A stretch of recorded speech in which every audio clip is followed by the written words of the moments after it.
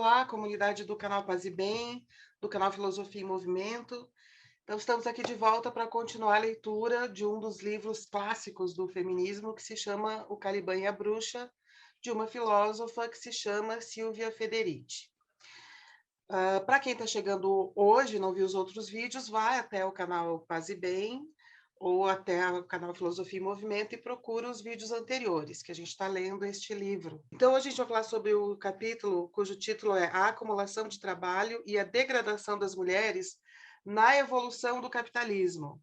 A construção da diferença da mulher com relação ao homem, característica desta, entre aspas, transição para o capitalismo. Como que isso é usado dentro do sistema capitalista para dividir a classe trabalhadora, né? A classe trabalhadora que, neste período que se chama de transição, era muito atuante, teve muitos movimentos de revolta, de organização de comunidades comunais mesmo, e conseguir alterações na lei medieval.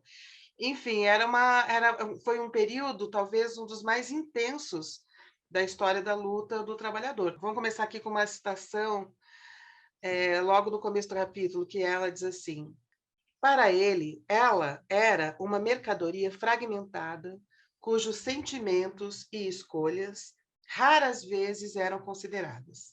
Sua cabeça e seu coração estavam separados de suas costas e mãos, e divididas de seu útero e vagina. Suas costas e músculos eram forçados no trabalho do campo. Às suas mãos se exigia cuidar e nutrir o homem branco. Sua vagina, usada para o prazer sexual dele, era a porta de acesso ao útero, lugar para os investimentos dele.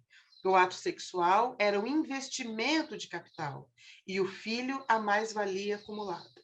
Fecha aspas. Então, aqui ela está abrindo, né, uma citação que conta como que a mulher negra foi usada, né, como mercadoria no processo colonial. Então, ela vai dizer que o desenvolvimento desse patriarcado do capitalismo tem relação com o que foi feito com a mulher nas metrópoles coloniais e também nas próprias colônias. Então, vamos ver um pouquinho isso, ela vai desenvolver isso mais ao longo do livro, a gente vai ver um pouquinho hoje, né? Bom, então ela vai dizer assim, muitas vezes, quando se conta a história, se diz que o capitalismo ele foi a única opção, ou tipo a opção natural de evolução com relação à crise do poder feudal, né? E ela vai dizer que não é bem assim. Ela acha, na verdade, que o capitalismo foi uma solução encontrada pelos poderes feudais para a solução de sua própria crise, como uma forma de conter, como uma forma de impedir, como uma forma de reprimir e de exterminar os movimentos sociais comunalistas e rebeliões contra o feudalismo. É um período que se considera muito intenso do ponto de vista das lutas políticas. Teve muita morte, muito conflito, muita rebelião e muito assassinato em massa também. Esse combate intenso a essas rebeliões comunalistas que haviam ali, isso, gente, muito antes de haver marxismo, tá? Não havia marxismo, o marxismo veio 400 anos depois, né? Não era influência dos marxistas. A repressão muito violenta, esse povo organizado em rebelião, junto com a caça às bruxas, dividindo também, né, homens e mulheres, na medida em que se coloca toda essa desconfiança horrorosa sobre as mulheres, né? E os efeitos da expansão colonial, o processo revolucionário na Europa, então, chegou ao fim. Então, você soma a grande repressão contra as rebeliões dos trabalhadores, uma coisa assim, ostensivamente violenta, para assustar mesmo, a caça às bruxas e os efeitos da expansão colonial.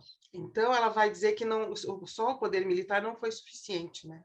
Foi preciso também essa fantasia da caça às bruxas, essa divisão entre homens e mulheres e essa desconfiança generalizada contra as mulheres que foi criada nesse período. E aí que ela vai contar que foi devido à crise do próprio mundo feudal, econômica, né, que a classe dominante lançou a ofensiva global, ou seja, o processo colonial, que, ao longo de ao menos 3 séculos, mudaria a história do planeta, estabelecendo as bases do sistema capitalista mundial, no esforço implacável de se apropriar de novas fontes de riqueza, expandir sua base econômica e colocar novos trabalhadores sob seu comando. Então, ela diz: como sabemos, a conquista, a escravização, o roubo, o assassinato, em uma palavra, a violência, foram os pilares desse processo. Então, com isso, ela vai criticar essa ideia de transição para o capitalismo. Ela acha que foi menos uma transição assim espontânea, no sentido, o capitalismo foi uma solução espontânea para a crise medieval, para a crise da econômica do mundo medieval, né? E ela vai dizer que não, que ela acha que justamente porque houve muita rebelião nesse período, que o capitalismo veio como uma forma de controlar o povo e manter o poder concentrado nas mãos de uns poucos, né? Aí ela diz assim, por quê? Porque o período a que o termo se refere, esse da transição, foi um dos mais sangrentos e descontínuos da história mundial. Uma época que foi testemunha de transformações apocalípticas, que os historiadores só podem descrever nos termos mais duros. A era de ferro, a era do saque, a era do chicote.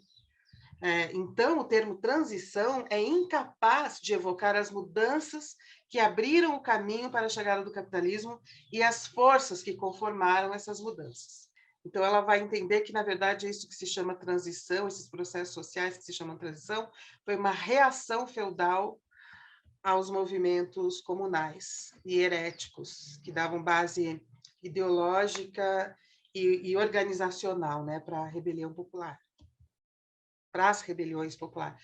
Não era só rebeliões assim no sentido explosivo, porque de fato foram criadas redes, comunidades, havia uma prática de formas comunais de produção de vida. Então não era só uma ideia geral, né?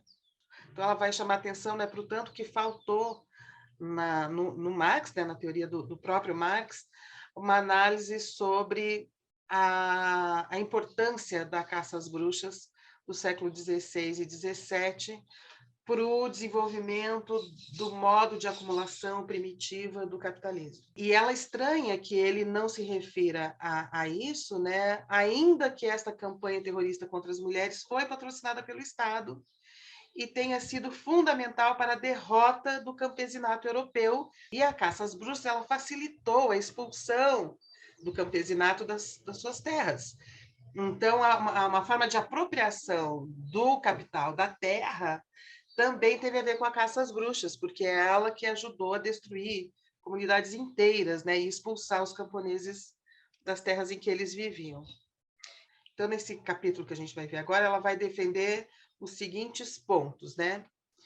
Que a apropriação dos meios de subsistência dos trabalhadores europeus e a escravização dos povos originários da América e África, nas minas e plantações do Novo Mundo, entre aspas, não foram os únicos meios pelos quais um proletariado mundial foi formado e acumulado. Então, ponto 2.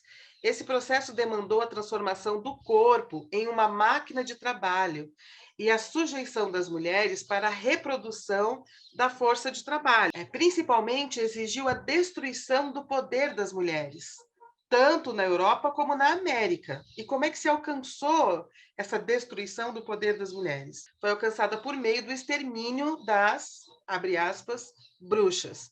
Fecha aspas. Ponto 3. A acumulação primitiva do capitalismo, né, não foi, então, simplesmente uma acumulação de concentração de trabalhadores exploráveis e de capital. Foi também uma acumulação de diferenças e divisões dentro da classe trabalhadora, na qual as hierarquias construídas sobre o gênero, assim como sobre a raça e a idade, se tornaram constitutivas da dominação de classe e da formação do proletariado moderno, que é diferente do proletariado medieval, né, feudal. Uma hierarquia sobre o gênero bem característica do capitalismo, um modo de conceber o que a mulher faz e o que o homem faz, né?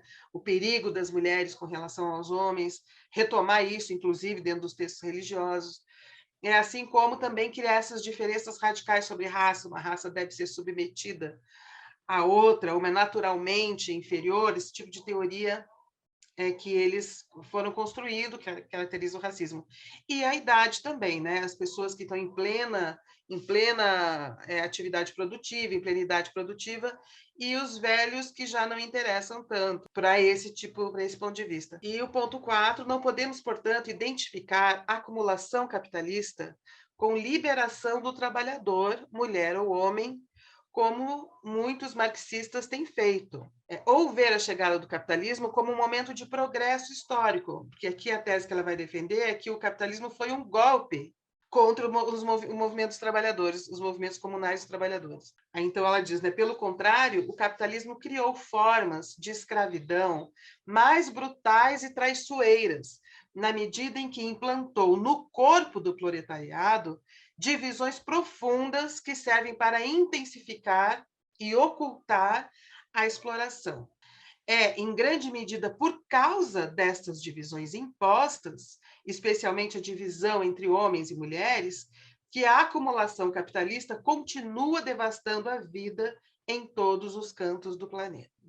As pessoas morrem de fome, as pessoas morrem de sede, as pessoas morrem por desabamento de terra, de montanhas em habitações improvisadas, porque não resta casa para as pessoas, porque não resta alimento para as pessoas morrem de doenças para as quais já tem remédio, já tem vacina, já tem tratamento, mas muitas dessas pessoas do mundo estão excluídas do acesso a esse bem, né, esse bem que deveria ser público, e enquanto que no mesmo sistema algumas pessoas acumulam, 1% acumula a soma do que se pode ter de todos os outros 99%.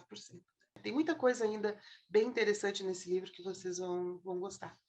Eu peço que vocês visitem a nossa plataforma de venda de cursos online, que é tendafilosofia.eadplataforma.com. Põe isso na barra do Google, você acessa. Se você é da área de cuidados do corpo e do espírito, você vai gostar dos cursos que já estão lá, são 3 cursos. Para quem tem crianças pequenas, tem um curso lá bem interessante, que atividades que se pode fazer com crianças a partir dos pés, jogos e brincadeiras para educação somática, que pode fazer em casa, né, nesses tempos, agora nas férias. Daqui a uns dias entrarão outros cursos e continuem acompanhando a gente. Me visitem lá no canal Filosofia em Movimento. Hoje é dia 13 de janeiro. A gente fez, segunda-feira, uma conversa muito interessante com o Luiz Eduardo Greenhalgh, e ele contou muitas histórias muito interessantes, né, sobre esse processo todo da luta dos trabalhadores no século XX aqui no Brasil. Dê uma olhada lá, está muito bonita, muito emocionante a conversa com ele. Bom, gente, então até semana que vem. Um grande abraço para vocês.